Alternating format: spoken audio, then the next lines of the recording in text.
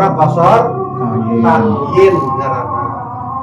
Eta panjang amat pembahasan labeng eta jeung ngabedah Quran, ngabedah hadis eta geus kitu. Ulah sampai sembarangan.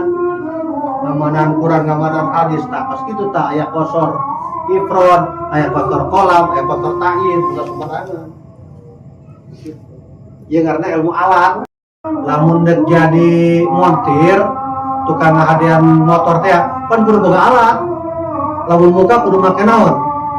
Kudu aya gege beunnya, kudu aya obeng, kudu aya ieu mah nek ka motor alatna kumaha? Nek ngabongkar Quran, ngabongkar hadis kudu aya alatna, di antarana ilmu nahwu, ilmu sorof dan nasrif, kudu kanyahoan. Jeung kumaha macana? Ya fil madi, fil mudhari apa isim fa'il apa isim maf'ul kudu kanyahoan. Kadang-kadang boga alatna ge hese ngabongkarna. Boga alat dibongkar motor, waktu dipasang gede teu bisa, iku moal masangkeunna. Rieu. Paksa ke dipasangkeun bautna leuwih. Mana kada ieu? Nah, huma sorok na lihai pintar kana Quran hadis mah hese.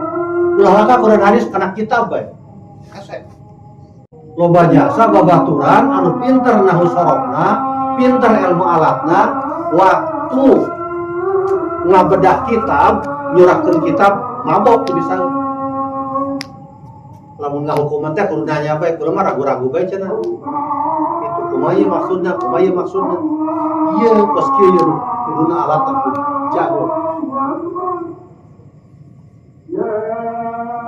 Nah, segitulah wallahu a'lam.